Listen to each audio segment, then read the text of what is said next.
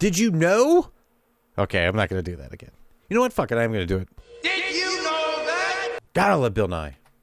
He's so funny. Bill Nye the Science Guy. Did you know? Do you know? Do you know about the assassin bug? It's a thing. The assassin bug. The assassin bug wears the corpses of its prey like a backpack. After stabbing its prey and sucking out its innards, the insect attaches the corpses to its back to use them as camouflage and armor. Now you know. This is a real... Nature is messed up, man. The assassin bug. The assassin bug. It only brings one image to my mind, and that's the Bagman. This is hashtag Flash Fiction. It's a show about writing in real time, and I'm your host, Eric M. Hunter, and I've been writing stories since I was a child. There's a million ways to start a story, and you never know how it's going to turn out. It could be really good, or it could be really bad. Let's see what happens. So the Bagman, okay? Obviously, the majority of you have no idea who I'm talking about, who the Bagman is. You know what? And I probably should have brought this up before I started recording, but we're going to do it now. Oh, snap. He's actually called the Kidnapper. Okay, so the Bagman / the Kidnapper comes from a video game, and the video game is called Bloodborne. Oh, yes. Pale blood. Well, you've come to the right place. Bloodborne is a third-person action fighting uber difficult video game. It takes place in a really creepy monster-filled realm. So here's the about. Face your fears as you search for answers in an ancient city of Yharnam, now cursed with a strange endemic illness spreading through the streets like wildfire. Danger, death, and madness lurk around every corner of this dark and horrific world, and you must discover its darkest secrets in order to survive. The Kidnapper, or what I call the Bagman, is an enemy that you encounter about a third of the way through the game. And he is like 7 feet tall, and he's wearing like these gangly, shredded robes, and he carries a giant bag over his back. And when you first encounter him, if he attacks you and beats you, it actually creates a brand new cutscene, opening up a completely different part of the game that you would not have been able to get to previously without having him beat you up. What's interesting about him is that you never really know what's in the bag. I mean, you assume what's in the bag. You assume that there's a body in the bag or bodies in the bag. And when I came across the assassin bug as it wears its corpses of prey like a backpack, I was like, oh my gosh, that's the Bagman. That's the Kidnapper from Bloodborne. How weird is that? Now, I don't know if there's any correlation between this and that. There probably isn't. I mean, anybody walking around with a bag that could fit a human body in a horrific world, you're probably pretty sure that there's a body in the bag. And I was like, you know what? I want to write a story about the Bagman. How am I going to write a story about the Bagman? I'm glad you asked.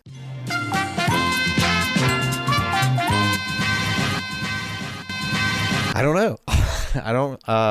I like it's one of those stories I feel like is going to be very visual. We're going to be using a lot of our senses. So not only just I know I just said visual, but not only just visual, but you know, the hearing, the smells, the sounds, the taste, that kind of thing. We're going to play all of that into this short fiction, because I've been hearing from a lot of you that apparently I rely too heavily on dialogue. Well, I'll tell you what, dear listener, I love dialogue. I'm a dialogue fan. I'm a fan of people talking, and I'll tell you why.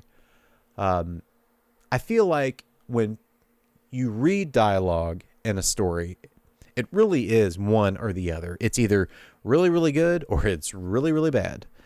And the bad dialogue is mainly because the writer is trying to convey some sort of information. And it goes back to that old adage of show, don't tell. And that's where a lot of writers run into the problems of like, well, I have to let them know what's going on. So I'm just going to have my bad guy monologue. Well, he's going to explain everything that he's doing and the why he's doing it because he's the bad guy. And it's a monologue. Oh, and suddenly we're in a James Bond movie. And that's fine. But there are better ways of doing things like that. There's better ways of conveying the story and information to your reader or even to your protagonist without having somebody just dump a bunch of dialogue on you. And I use dialogue as a way to flirt with pushing the plot forward. It gives me a chance to really explore what the characters are, how they're feeling and what they're doing, what their mannerisms are, how they think about life in general. And by doing so, I feel, again, this is my humble opinion. I feel like I do dialogue pretty well. I feel like my dialogue is fairly realistic. It is a show don't tell. In the last episode, I talked about me using a lot of stage directions. And again, that is just something that is me trying to clue the reader in on something that's going on without, just coming out and blatantly explaining it. And again, blatantly explaining things has its place in the world too. Like if you're trying to explain to a character what quantum physics are, and there's really no other way to do it other than, especially a character who has no idea what it is, like just explaining it to him using a simile or a metaphor or something like that. It's still, you're still explaining it. You're still taking the time. You're using that word bank and to explain this very complex thing that exists in our world to a character who doesn't understand it. So I use dialogue for that reason, and also to kind of lighten the mood, and it kind of breaks up the words on the page, because when you turn a page and you see nothing but text and it's all these words and there's no paragraph breaks, your brain immediately turns into like a fatigue, because that's just too much. Like it's too much take in all at once, So page breaks and paragraph breaks and dialogue, that kind of keeps things looking interesting on the page. And so that's just something that I do. And again, it could be a crutch. It's a crutch sometimes when I do this. So I thought, okay, I'm going to write a story where there's very little dialogue, and I'm going to hope that my ability to describe a scene interestingly enough to help the reader along as they're reading the story. Again, we're using flash fiction. We're under 1,000 words, which is hilarious because I remember, again, I think I've said this before, but I was like, oh, I got to keep it under 500. Like half of these stories for me anyway, is impossible to keep under 500 words. So I'm going to keep it under 1,000. So the bagman cometh. So he comes into this town, and this town is just depressed and, constantly going through droughts, and they're, the people who live there are, they can't rub two nickels together. Like that's how poor this town is. And yet this bagman comes through once every however so long. I'm sure I'll come up with something fun and interesting because I think I'm fun and interesting. So that happens all the time. This guy comes through. He doesn't really do too much, but he's kind of menacing looking, and he's got this gnarly bag on his back, and it always looks full of shit. You never know what's in it. But there needs to be a catalyst. Like I keep thinking like, okay, the reason that the story is interesting is because something is different. Something is changing. It would be one thing if I was literally just writing a story about the bagman coming through town and not interacting with anybody, not bothering anybody, and just like everybody's just kind of like, they're rubbernecking through their window shades and like seeing this guy walk through. I was like, oh, I mean, that's kind of fun, but it's boring if it doesn't pay off in the end. So I was like, okay, how do I make it not boring? Let's introduce a conflict. Well, heck, the easiest conflict is for somebody to approach the bagman and try to see what's in the bag. I'm like, okay, boom. We're off to the races. So I need characters. So I got the bagman. He will be known as the bagman. Capital B. 2 words, I think. Bag and man. Bagman. And, it could be a gang, which in a poor town probably wouldn't have a gang in a poor town. So maybe they're just related. Maybe it's a set of brothers. and they're just their curiosity is getting the better of them. So they, I don't know, maybe they create a plan to confront the Bagman, to try to find out, maybe they can like muscle him or something. Like maybe they can persuade him to show them the bag, kind of a thing. Which now that I'm thinking, there needs to be another character in the story to try to stop them from doing that. You know, like a mother or a father figure, which that could be. That's a simple thing. Like, well, this is a bad idea. Like, you know, the stories tell of the Bagman, blah, blah, blah. Look into his face and, you know, you fall into madness or something like that. So, yeah. Okay. So that's where we are. That's where I'm thinking. That's where my head's at. So an inspiration like this, I'm literally taking things that are basically already established and then just throwing them into a world. I know that as I write the story, it's going to differ and change from its original material just because I let my creative mind do its thing. And I'm sure there's going to be a couple of spots where it's going to be like, oh, that's a lot like the game. I'm like, well, yeah, that's fucking, it's from the game. Like I took it from the game. So the fact that I'm calling him the Bagman and not the kidnapper should be enough. Sony's not going to come at me and be like, hey, copyright. Like, bro, this is fan fiction, if anything. Like, if you really want to push the button, this is fan fiction. All right, so let's get some character names. Let's load up the generator, people. Generator land. So the name I'm coming back to is the name Julius, and I'm sure that's just the Pulp Fiction reference. But yeah, Julius. I don't know why I'm coming back to Julius, but I literally just typed in Bloodborne, and there's a Bloodborne character generator, so this is perfect. Let's just go for it. Let's just go full tilt, and let's fear the old blood. Oh, these aren't names. These are literally just character. Well, that's not what I was looking for. Poop. Dang it. That's not what I was looking for. So the name that comes up is Theon, and I thought that sounded familiar, so I Googled it, and yeah, Theon Greyjoy. The old Game of Thrones, the Prince of Fools, Theon Turncoat, the Squid Prince? Reek? Oh, that's right. They called him Reek.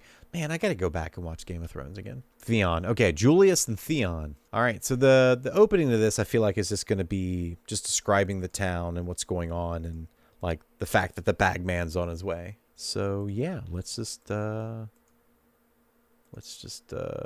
adjust everything I need to be adjusted and hop right at it.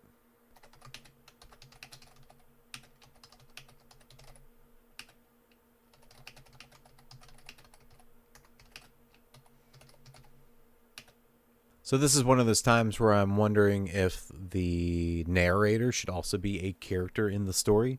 I feel like the story should be third person limited. Like it should just all, as an audience member, as a reader, we like the whole time, I feel like we should just be like, no, don't do that. Like, or no, don't say that to him. Or why are you even doing this? Like, we should never really understand what's going on inside anyone's head. We should just be a pure viewer. And I feel like this is more on the horror side of things, and a lot of that, like just not knowing what somebody's intentions are is like scary and horrific in its own. So, but I'm wondering if this narrator should also have like a quote unquote voice. I don't know, because if that were the case, then that means that this story is being told to somebody else as like a way of warning, but we never know who that person is, and we never know who they're talking to, but they know they were there when it all went down. So would they interject with their opinions? As I'm trying to think, like, if this was like a fairy tale, is that how fairy tales are written? I'm not trying to think of a fairy tale now. No, because like in a fairy tale, everything's kind of like nonchalant and on the surface, and it's never really, well, the moral of the story is blah blah blah. Like, you have to infer what the story is. I keep coming back to Humpty Dumpty. I don't know why. Humpty Dumpty sat on a wall. Humpty Dumpty got ready to fall. All the king's horses and all the king's men couldn't put Humpty together again, and that is it. We never know why Humpty sat on the wall. We never know. We don't even know why all the king's men tried to put him back together. Because I mean, why would he? Why would they? I mean, like, oh man, this egg fell. Why on earth would we try to put this guy back together? Like, is he like the rich person in town? And it's like, oh my God, the rich guy's dead. No, that can't be it. But yeah, I'm thinking that this is like a fairy tale. Like somebody's telling the story to prove a point, whatever that point may be. So maybe there isn't. Okay, so I'm already backtracking. I already feel like the narrator idea, like him having a voice, is too much. It should just be like, this is a thing that happened. This is how horrific it was. But then we lose all the sense stuff too, and I want to do the sense stuff. Like I want to do the sights and the smells and the hearing, and which I guess you could still do without really dropping who the narrator is or giving them any more than a voice than they already have of them just telling what the story is. Boom, bada bing. Okay, so that I think only maybe did 4 lines of dialogue. So mostly this is just description, which is funny because now I think back to like high school. No, this would have been middle school. One of the exercises we did in an English class, I don't remember what the word is. Okay, so the easiest way I can describe it is you're watching a movie. Maybe it's at the very beginning of the movie, you see the title of the movie, and then suddenly we're outside and the camera's kind of like moving to a particular direction.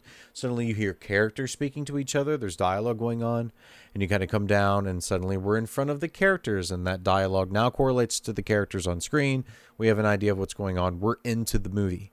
A similar idea of that is to get like a very wide picture of what's going on. So here's a wide description of the area in front of you. This is an island, and then you start going down, like deeper and deeper, way down to where you want to be, which is like a specific building within this town that's surrounded by the city walls and blah, blah, blah. So that's what this feels like to me. It's kind of an exercise in, are we touching all of the pieces and not being boring about it? We're trying to engage the reader on a level that will put them squarely in the center of this town, and all they can see is what they can see by standing at the center of town. It's very directional in a way, which is interesting to me. But yeah, that's what this felt like. This felt like I was back in grade school or middle school or whatever. All right, that feels good. We're going to go ahead and just do a quick word count. Okay, we are well under 1,000 words, which I thought we would be. This is 871. We're going to run it through my hashtag not an ad pro writing aid grammar checker improved documento and see what we get. Okay, so after the edit and the read through and another edit, word count brings us to 867. So we only lost, what was that, 4 words? Some of the things that the pro writing aid picked up was just kind of how the cadence of the words and how they fell into the sentence. It was a little offbeat. And it was mainly like, should this be a period here? Should we comma this and do an and or a but or some other kind of conjunction? And a lot of that stuff I skipped. I just skipped past it because every time I read it, I was like, okay, this narrator has a distinct way of talking. And usually when I say that, I usually go into my old cowboy Southern voice. And this is how it is. That's for whatever, that's my voice when I think of like, oh, I want this narrator not to sound common and boring. I want to give him something interesting. And then I'm suddenly reminded of the cowboy from The Big Lebowski. And I'm like, that's the guy. That's who it is. That's who this narrator is. For whatever reason, I can't like find somebody else's voice to mirror in my head. It's always, I don't even know what that actor's name is. He's great though. I left a lot of that stuff in because I feel like it adds to what's happening in the story. Because again, we don't have a whole lot of words, so we need to find shortcuts to doing things. And if you narrate something in a very particular way, you immediately give the idea to the reader, not necessarily theme, but maybe setting. When you hear that voice, you hear Western, you hear, out in the middle of nowhere, you hear Dust Bowl. So, doing that saves you a bunch of words without really having to dive in. Like when I mention that it's a dirt road, like you immediately get the picture of how dirty this road is. Because that's all it is. It's literally just dirt. It's baked dirt into the ground. And that, that's all you need. You don't have to, talk about the cracks. You don't have to do any of that stuff. So, but yeah, I'm pretty happy with this. This story kind of came together to me pretty quickly. Which is always nice. And again, as I said before, like the kidnapper in Bloodborne, like that character just intrigued me the moment I encountered them. So I always had that card in the back of my mind of, I know enough about this thing that if I'm triggered by something else, I can immediately put whatever that thing was into it. And now we have so much more than actually me sitting down and researching. I hope that makes sense. Like it's just being more observant in your world. When you overhear somebody's conversation and they say kind of a word that doesn't really sit right with you, you can take that and start paying attention. And then that could be something that you could add to a story. You know, like it's all those little nuancy things that make your story feel more real. This is a conversation that happened in reality that you may have experienced either directly or indirectly. And then when you add that to your story, it may kind of be just like an offhandish thing that doesn't drive the plot forward, but it does solidify in the reader's mind, like, oh, this is a thing that's happening in a place, and there's physics here, and there's gravity here, and like I'm here, because that just sounds very regular and normal to me. That's a very long-winded way to say that. And no amount of editing is going to fix that. I apologize to future Eric who's editing this now. As past Eric, thank you. Thanks. All right. So I'm going to say this is it. This is done. This is good. This is The Bagman.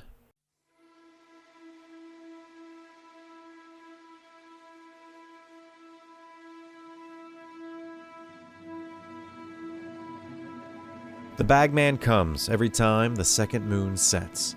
He walks through town, standing 7 feet tall, dressed in tattered robes. A bag slung on his back, with a single bony arm holding it in place. The townspeople hide in their huts and shelters. They peer out their windows as the Bagman makes his way from the forest through the town square and back out into the wood. He never stops. He never talks. Just walks on through. And you can set your watch to it. The Bagman always comes. A pair of brothers know the story of the Bagman. They've heard it all their lives.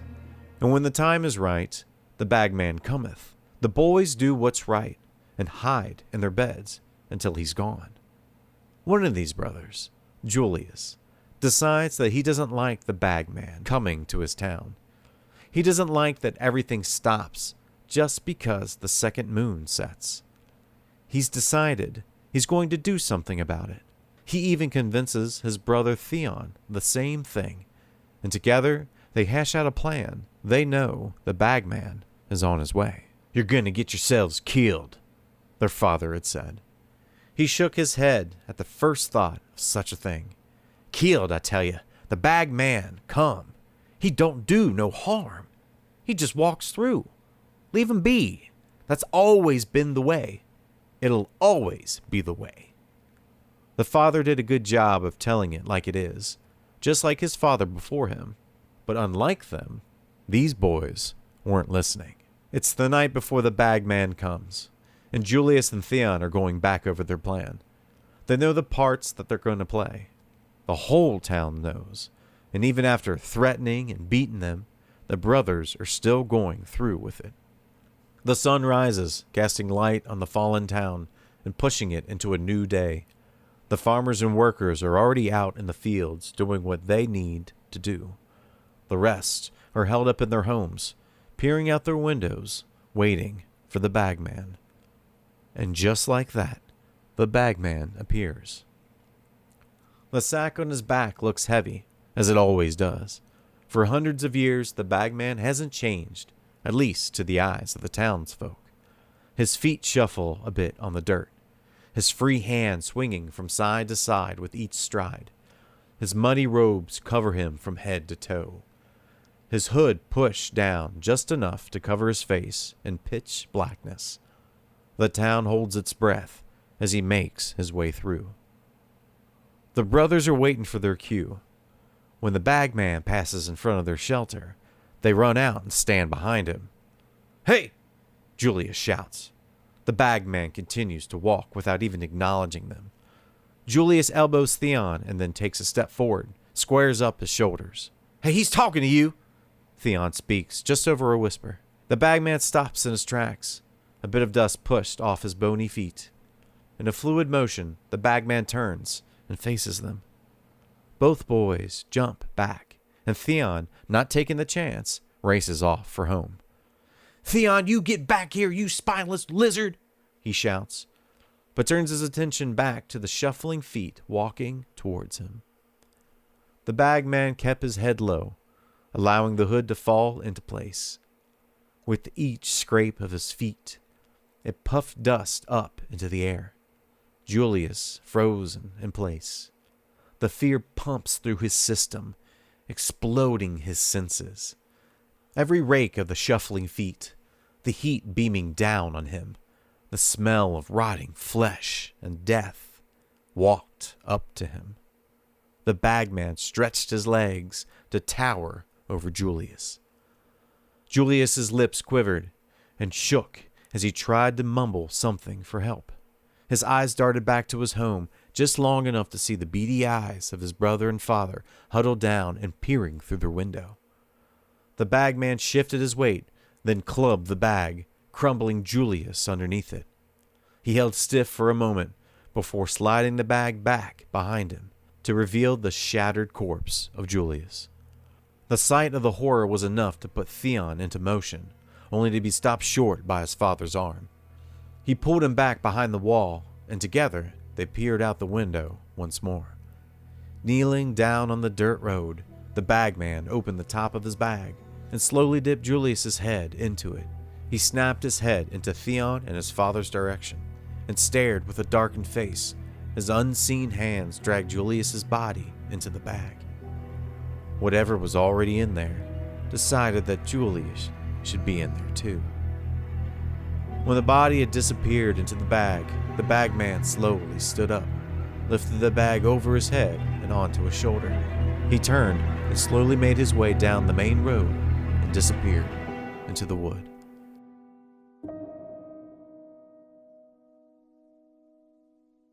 There it is. That's The Bagman. Yeah, weird. It's I don't know, like it's just a fun, kind of like creepy, like folksy kind of horror tale, and I love that stuff. That stuff is like my bread and butter. If I ate bread and butter, I love that folklore horror stuff. Like it's just like Midsummer is a perfect example of that, or the classic of The Wicker Man, like that folklore, folksy. We're in a different time and place, kind of like crazy horror stuff. I love that stuff. That's some of my favorite movies and stories to read. And that's what this feels like. So I'm very happy with this. I hope you enjoyed it. Why don't you let me know? You can hit me up on Twitter at FlashFiction4, or you can email me at hello@ericmhunter.net. And those are the exact same places you go to send me your Flash fiction. That's right, people. This is episode 6. I want to read your fiction. You get full rights or whatever. Like, we're just having fun and spreading out names and whatever you got. I want to read it. You want to hear it. And by God, until next time.